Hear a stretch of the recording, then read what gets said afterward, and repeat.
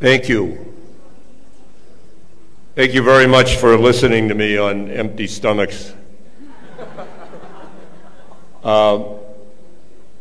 Namrata,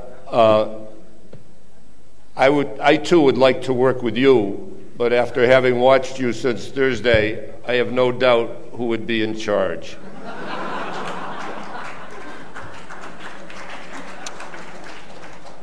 I want to thank Gabby for agreeing to have this session be off the record.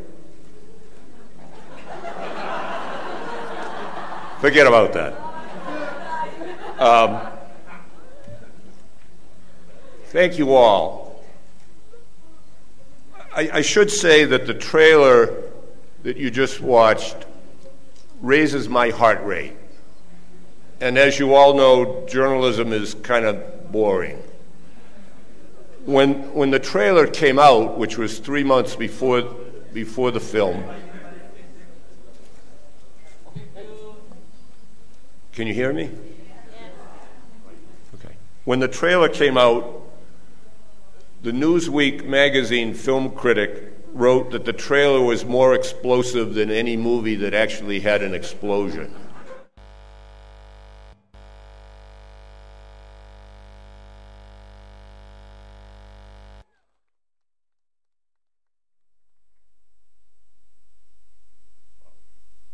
Anyway, thank you for the introduction.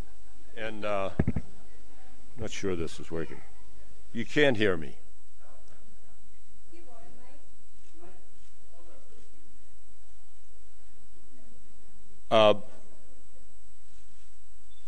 From what we've seen tonight, and particularly seen Kunda, the applause should be really for the organizers of this wonderful conference, for the opportunity that it's given all of us to be together, for the opportunity it's given us to be in this wonderful country, even if we never see that mountain.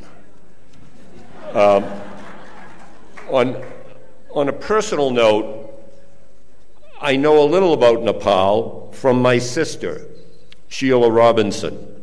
She worked here during the 1980s and 1990s, helping establish healthcare facilities in rural areas as part of a Canadian health organization partnership with the Institute of Medicine at Triphuvan University. And through Sheila, I've gotten to meet her friend, John Sanday, who's here tonight. For those of you who may not know him, John is a British architect who's lived here for 4 decades. John is renowned throughout Asia for his work in restoring ancient temples, particularly in Cambodia and here in Nepal. He has been knighted by Queen Elizabeth, although I suspect he wouldn't take kindly to being called Sir. Coincidentally, through Namrata, I've spent time with Aruna Upreti. Many of you here know her. She is a physician who fought, often with few allies, for 14 years to make abortion legal in Nepal. In 2002, she prevailed. She is also this country's most vocal advocate for getting rid of the sex trafficking. And it turns out she and John are longtime friends. And I want to thank both of you for being here tonight.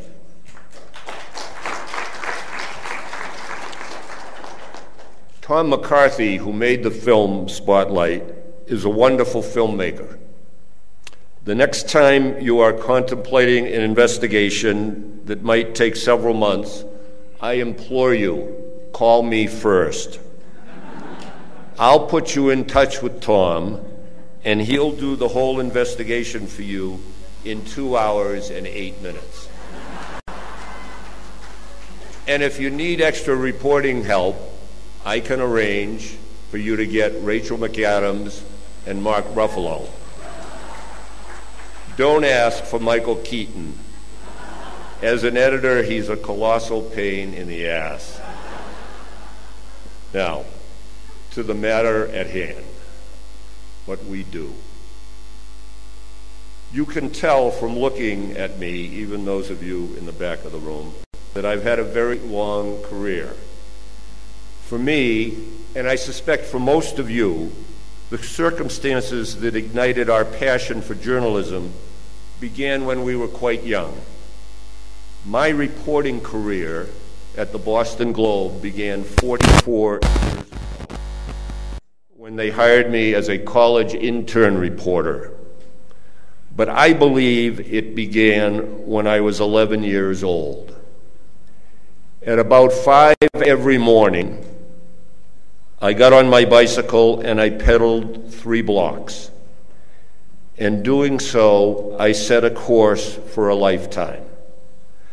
There, under a street lamp, there was a bundle of Boston newspapers ready for me to deliver.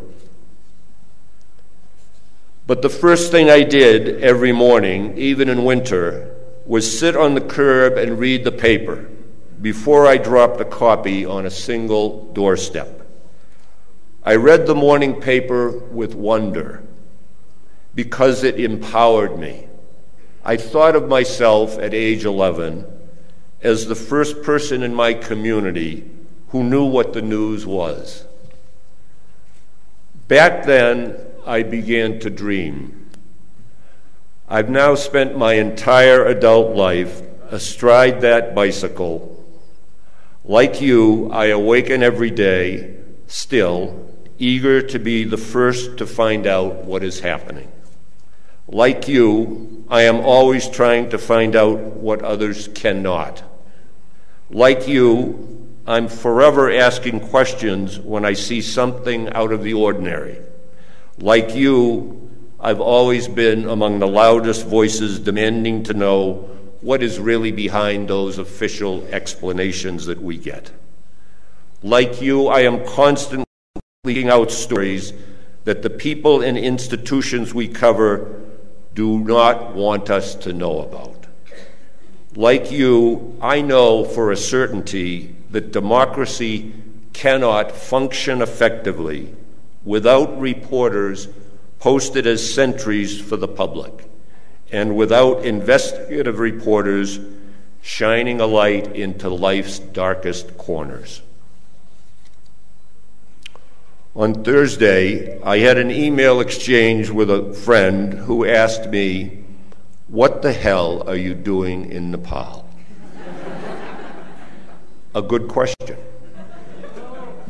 I would have made the trip just to meet Martha Mendoza and Esther Toussaint, who, as I think you all know, are half of the Pulitzer Prize-winning team from the AP that did what is some of the best investigative reporting in memory. When I met them Thursday evening, I even got a little choked up as I tried to explain how much I admire their work and the courage it took to do it. So to meet them, and to meet so many of you, and to be carried along by your enthusiasm for investigative reporting made the 7,500-mile trip so worthwhile. Obviously, I am here because the Spotlight team, the real one, was blessed with great good fortune. We stumbled almost by accident upon a story of enormous importance, a story that plunged the Catholic Church into its gravest crisis in centuries. And then several years later, along came 2 Hollywood producers who wanted to make a movie about what we did. Of course, we thought they were nuts. Some of us actually tried to talk them out of it. If you don't think that's luck, let me take you on a little deeper dive. In the film, as in real life, the Globe in 2001 got a new editor. On his very first day, Marty Barron asked the Spotlight team to do an investigation of one priest who had been sued by 84 victims. Marty's charge to me was simple. See if you can find out what the cardinals and bishops knew about his abuse of children. That was it. Investigate one priest. If we had done that story, I'd be home tonight and you'd have a much better speaker. But here's what happened. We began our investigation immediately, frightened that we might fail the new boss. Anyone who's ever had a demanding new boss knows what I mean. So rather than make calls about the one priest, we took the vacuum cleaner approach. We called everyone we could think of who knew anything about the sexual abuse of children. And because we did that, we learned within a week that the one priest was the tip of a large iceberg, that the church had covered up and facilitated the sexual crimes of perhaps a dozen priests. That surely changed the scope of the story.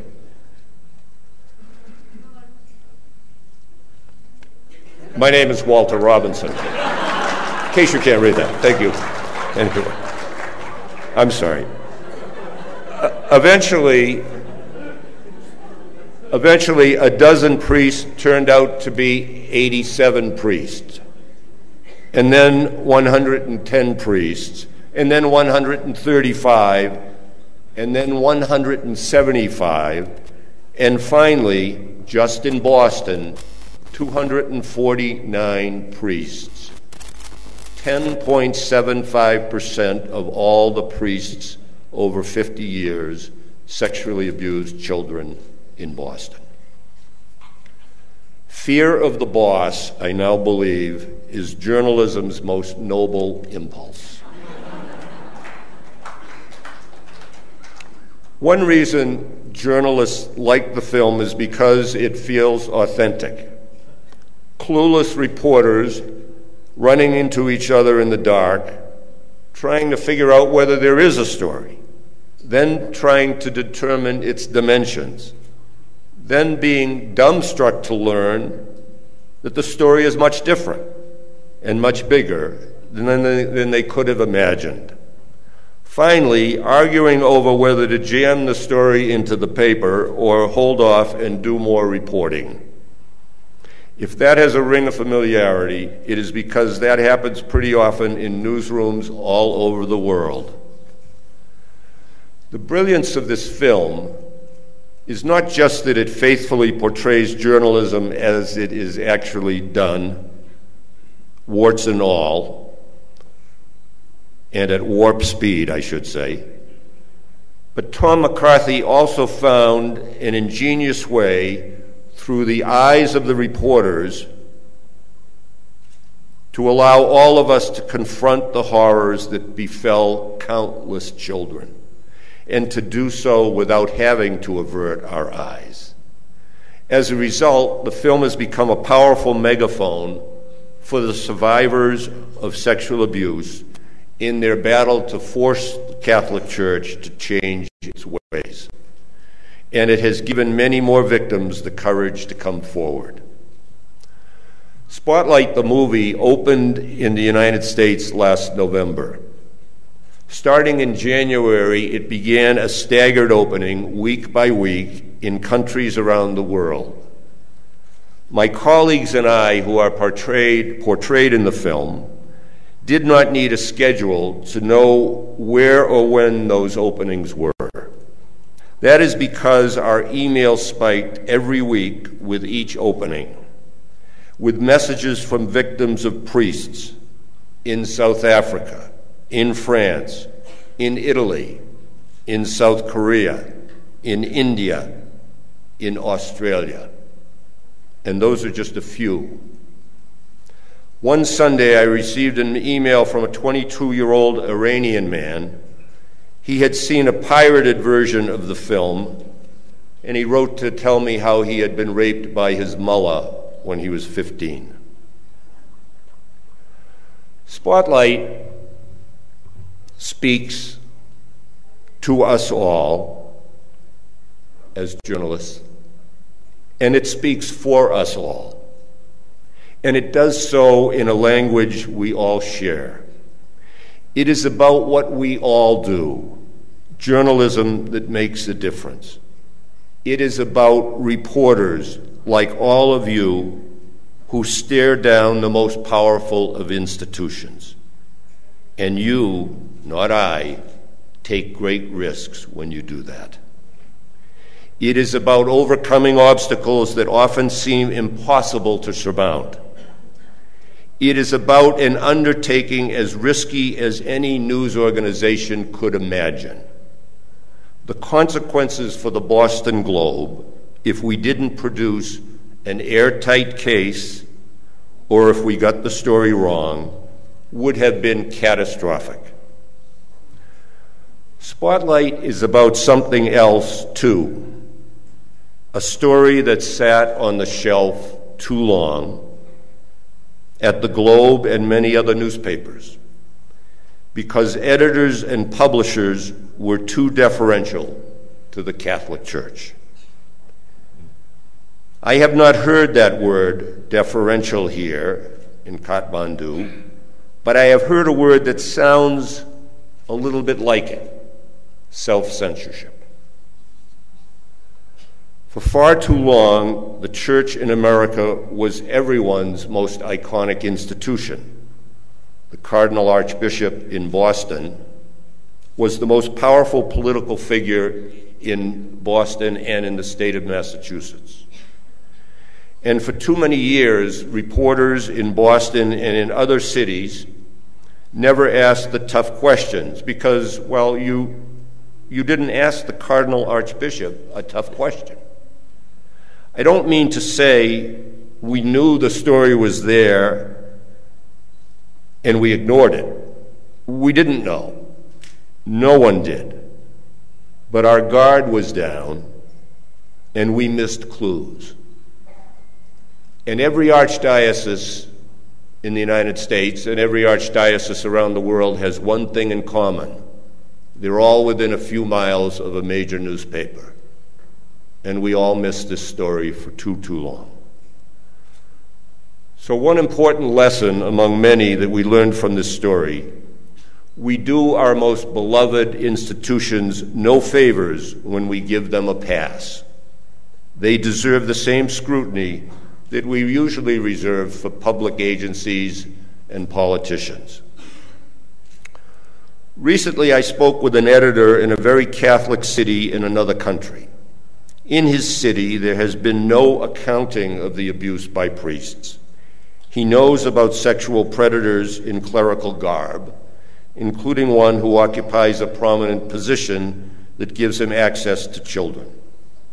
But he worries that exposing the abuse will place his news organization in grave jeopardy. In Boston, I said to him, we too were fearful that our stories would create a powerful backlash from the church and from devout Catholics.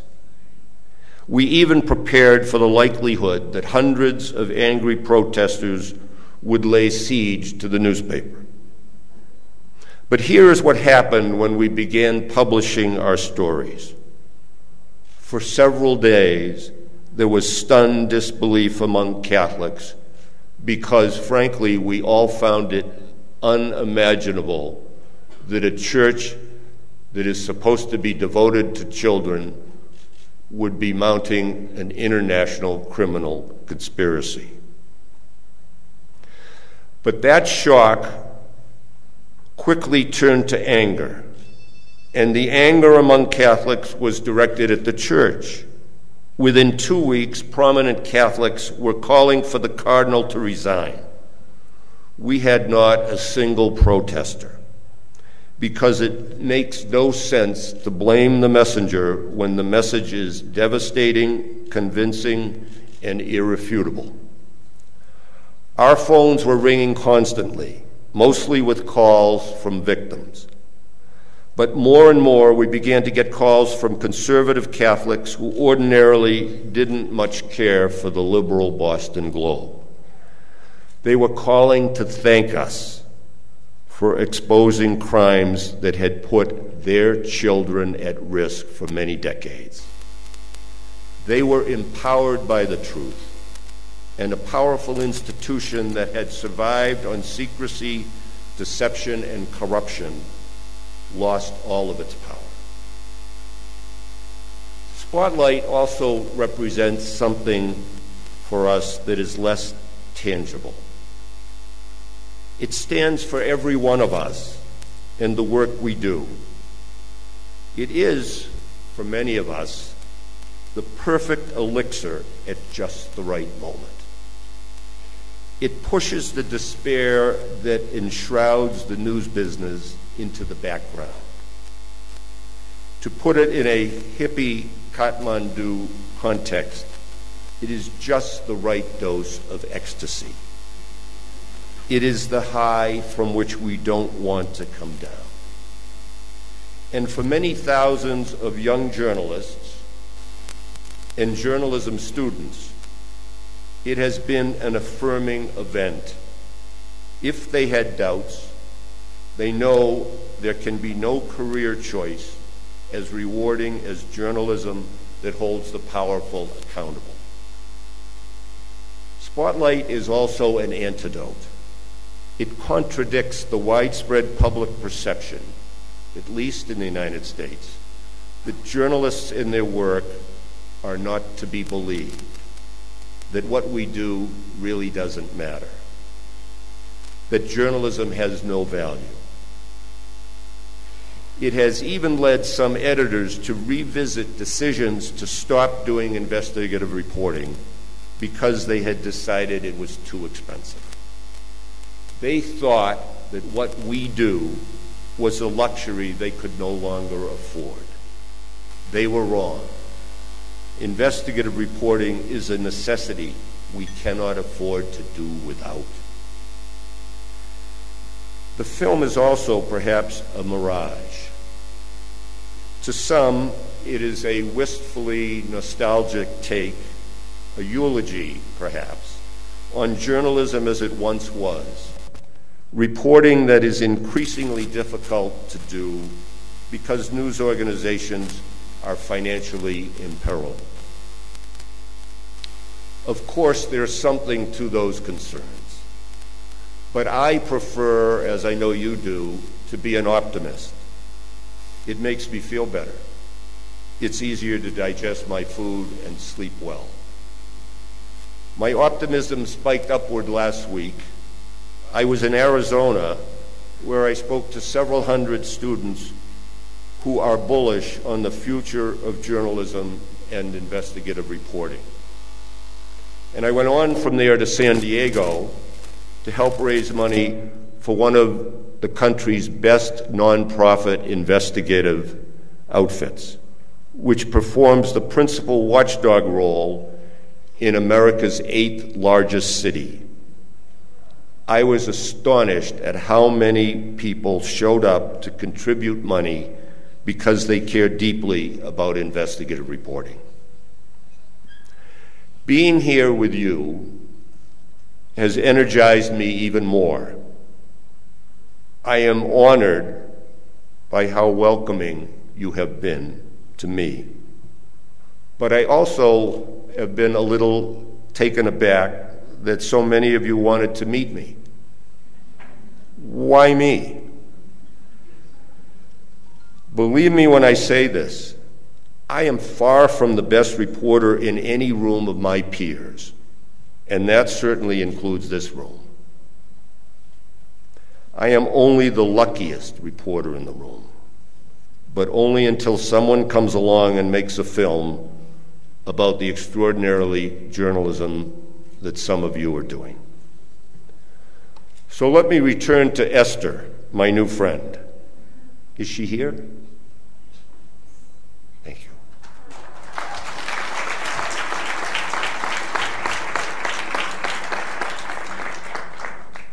When we met Thursday in this room, before I knew who you were a little awestruck to be talking to me. Am I right? But when I learned who you were, I was more honored to be in your presence than you were to be in mine. I am, in fact, I am in awe of all of you.